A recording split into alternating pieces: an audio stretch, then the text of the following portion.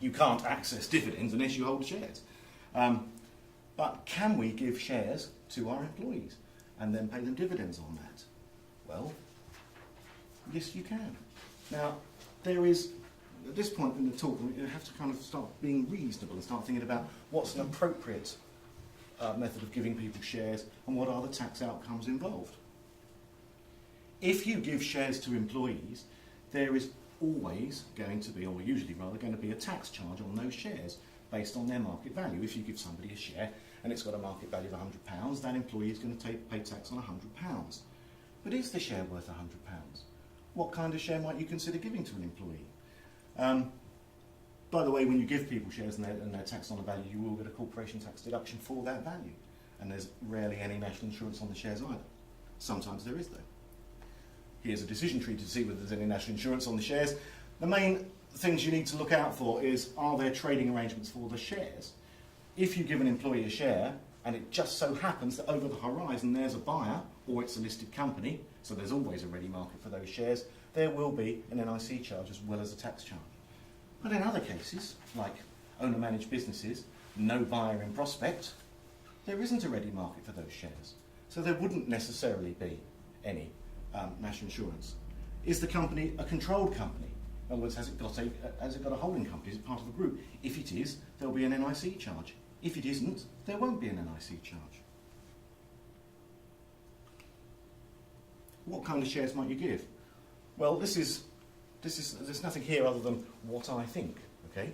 But as a rule of thumb, for directors, we might be giving them equity shares. And if you're giving people equity shares, those are shares that have a vote, have a right to capital on a distribution, would have a right to reasonable proceeds on a sale, or pro rata proceeds on a sale. If you give people those kinds of shares, they'll get taxed on those shares. We might elect to be taxed on the whole value of them as well, which is possible. And the reason we might be doing that is because when we sell those shares, we might get a much more beneficial tax outcome. We might only be taxed at 10% for capital gains tax. And once we've got them, we can probably use them pretty aggressively for dividend planning, by which I mean we might reclassify them to give them a label like an A or a B share, and then we might target dividends at that individual so that we didn't really have to pay them much of a salary. For employees, we might give them non-equity shares if they're not on the board.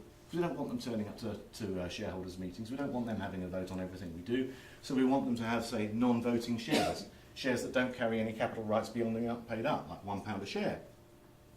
Once we do that, we have to use those with a little bit more caution and use them as a bonus tool. Maybe vote a discretionary dividend now and then.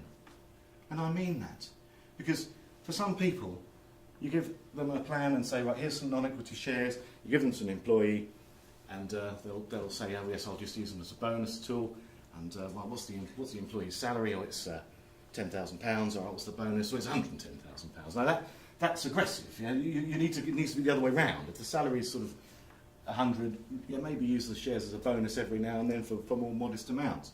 And the reason I'm saying that is because of the case of PA Holdings. PA Holdings, for those interested, any appeal to the Supreme Court has been long since withdrawn, involved a very, very aggressive planning scheme with dividends. A landmark case. The Revenue are using it in many anti-avoidance cases.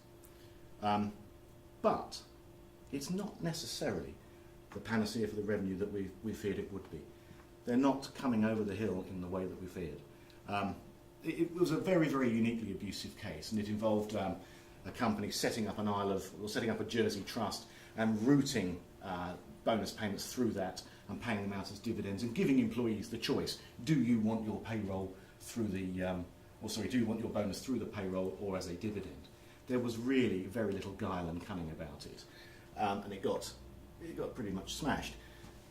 We thought that the Revenue would apply that to virtually every employee dividend case, every alphabetised dividend case that we had on the books, but they haven't. In fact, in a more recent inquiry than other officers of the firm, they've only really been interested in whether the dividends were properly declared. So my kind of ultra caution is perhaps turning out to have been a little too cautious. I'm not going to go wholesale back into alphabetised share schemes for employees and paying everybody all their salary as a dividend. I think that would be very, very foolish, and you're leaving yourselves open to attack in the future. But there is certainly scope for giving employees some non-equity shares and using them for discretionary bonus payments now and again.